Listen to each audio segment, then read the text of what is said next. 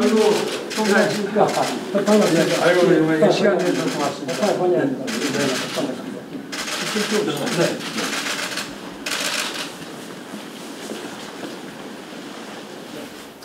이쪽으로 해주시죠. 네. 여기. 사진 먹고. 아이고, 진지게 가르침도 받고 해야 되는데 많이 늦었습니다. 예, 예. 네. 저는 이제 오늘 사실 이제 처음 뵙는데 네. 언론을 통해서 이제 많이 뵙기 때문에 네. 아주 오래된 분으로 이거 만나는 것 같고. 아유, 뭐 저희도 다 우리나라 국민의 한 사람으로서 저도 마찬가지입니다. 총장. 그간 하여튼 이제 검찰총장으로서 아주 많은 그 노력을 하셨고, 그날은 그 공정, 그 법적 질서를 지키기 위해서 많이 노력을 하시기 위해서 벌써 이제 예비 등록을 이렇게 하셨던데요. 네. 상당히 이제 불망하실 텐데. 네. 저까지 이렇게 찾아주셔서 감사드립니다. 아유, 아닙니다. 우리. 그래서 또 그간 기자회견 등을 통해서 여러 가지로 뭐 외교안보나 국내 문제에 대해서 많은 말씀을 이렇게 하셨는데 오늘 뭐 이런 기회에 서로 좀 기탄 없이 좀 의견을 교환하고 아마 앞으로 많은 그 어려움이 난관이 있을 겁니다. 그러나 일단 그 예비 후보로 등록을 하셨고 그 국가를 위해서 헌신하시겠다는 뜻을 이렇게 발표를 하셨으니까 신인사 대천명하는 이런 자세로 열심히 하시면은 유종의 미를 거두지 않을까 이렇게 생각하고 뭐 저는 그 국민들의 그 신뢰를 받을 수 있다 이렇게 생각을 하고 있습니다. 계속 열심히 노력하시기 바랍니다. 명심하겠습니다. 예. 고맙습니다. 네, 나가실 때 하실 거예요.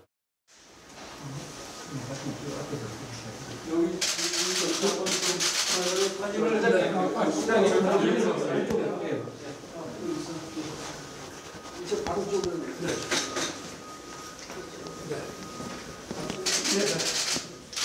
정면 받으십시오. 네. 고맙습니다. 고생하시기 바랍니다. 시간 잘 주시죠. 자,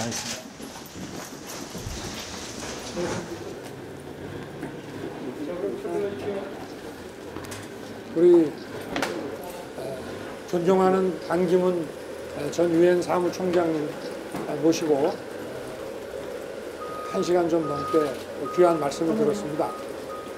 우리 반 총장님께서는 국가 안보라고 하는 것은 어느 한순간에 무너질 수 있고 국민들의 모든 것을 앗아갈 수 있기 때문에 늘 한시라도 그 안보 태세를 잘 유지를 해야 된다는 말씀을 하시면서 국가 안보의 가장 중요한 것은 국방도 중요하지만 국가 간의 동맹 체제가 매우 중요하다. 그래서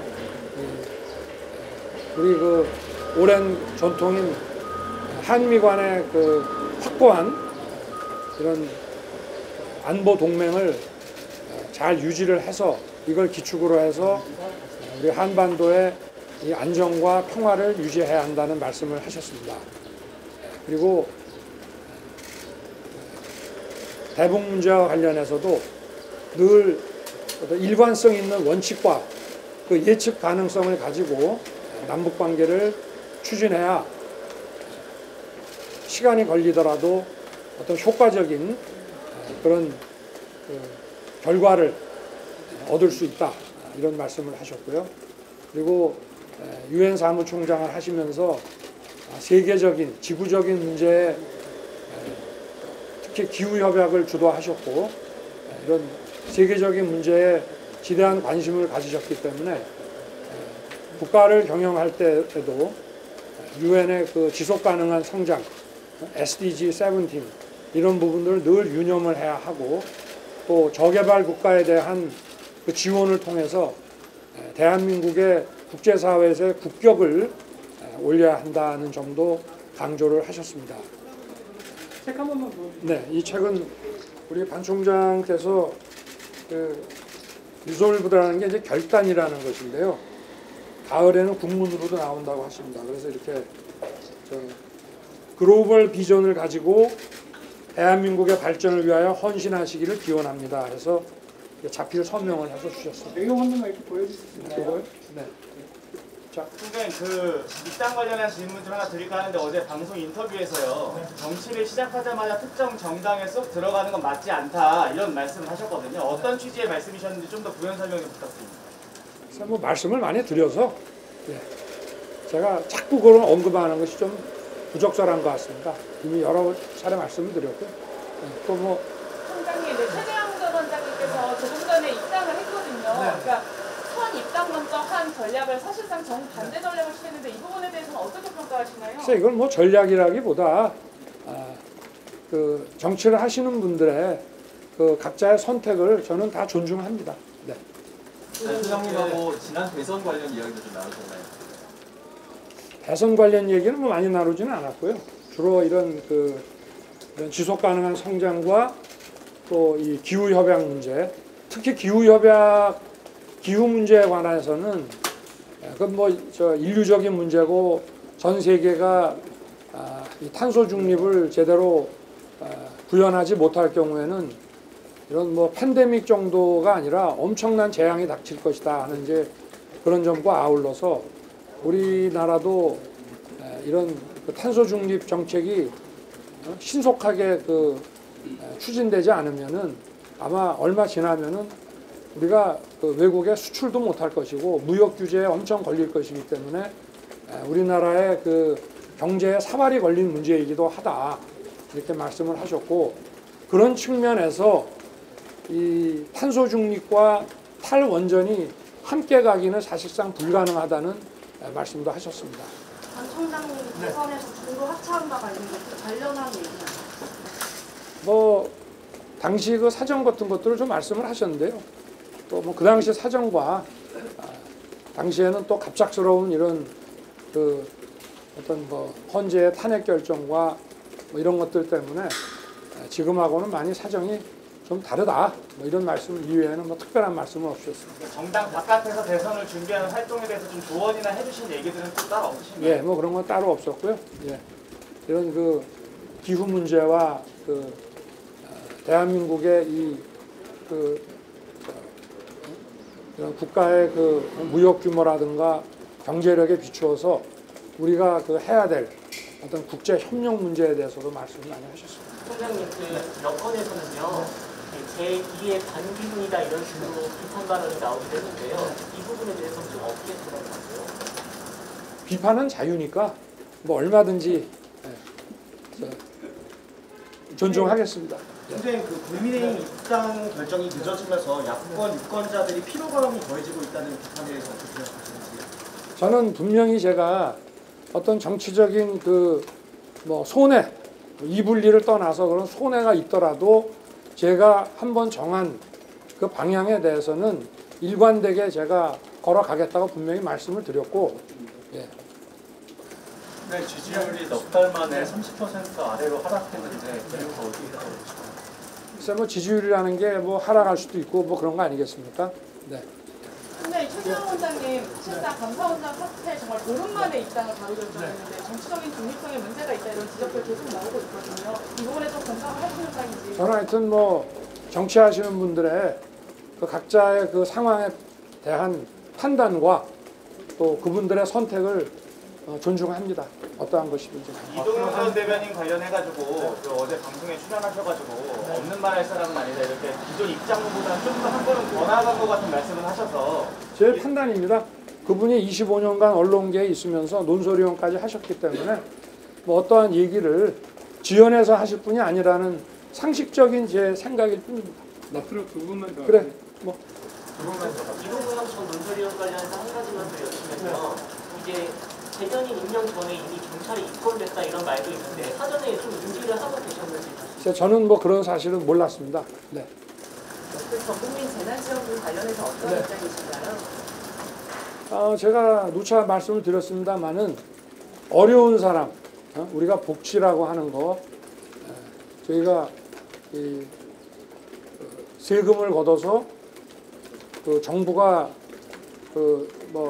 국가 발전과 또 그 취약층에 돈을 쓰는 것은 우리가 고래로부터 해온 일인데 정말 어려운 입장에 있는 사람을 제대로 도와주는 것이 저는 그 세금을 제대로 쓰는 그런 그 방법이라고 저는 늘 생각하고 있습니다. 네. 예, 그럼 여기까지 할게요. 자, 오늘 더운데 수고 많으셨습니다. 네. 수고하셨습니다. 네, 수고 많으셨습니다.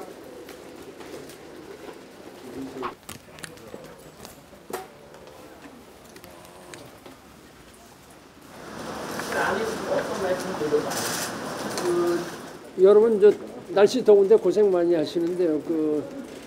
윤석열 전 총장께서 저와 대화한 내용을 되게 브리핑을 해드렸기 때문에 제가 크게 말씀드릴 건 없습니다.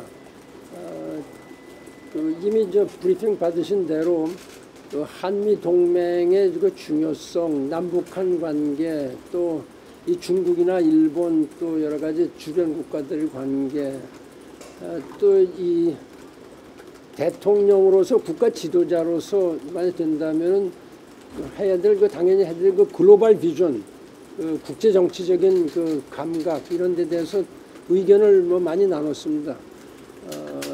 저와 이제 윤석열 전 총장의 대화 내용은 이미 아시겠지만은 제가 이렇게 제 말씀도 드렸고 윤 총장의 이제 말씀도 들었지만은 제 느낌은 윤석열 총장이 이 안보의 중요성, 또 대북한 문제에 있어서 이 원칙과 예측 가능한 이러한 남북한 간과의 관계 이런 데 대해서 많이 알고 있고, 또 특히 국제 정세에 대해서도 많이 알고 있는 데 대해서 깊은 좋은 인상을 받았습니다.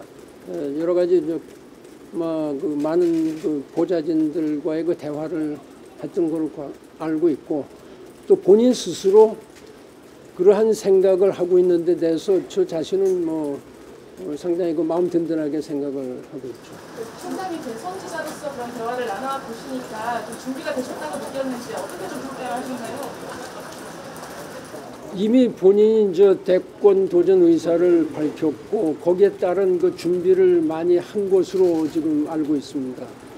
물론 제 권위는 여러 가지 정치적으로 많은 복잡한 문제들이 있을 테니까 진인사 대천명하는 기본으로 끈기를 가지고 열심히 노력을 하라 이렇게 권고를 했죠. 대선 경험도 먼저 해보시긴 했는데 좀 먼저 대선 경험 해보신 분으로서 조언이나 이런 현실 정치에 대한 조언도 좀 해주신 게 있으신가요?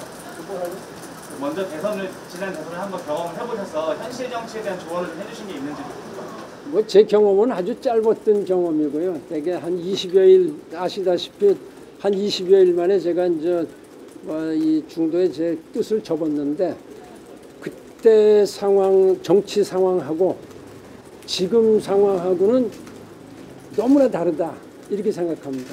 근데 잘 아시겠습니다만 저는 10년 후 유엔에서 근무 후에 1월 중순에 귀국을 했고 박근혜 대통령은 탄핵이 됐고, 그러니까 제가 정치적인 입지가 상당히 어려웠죠.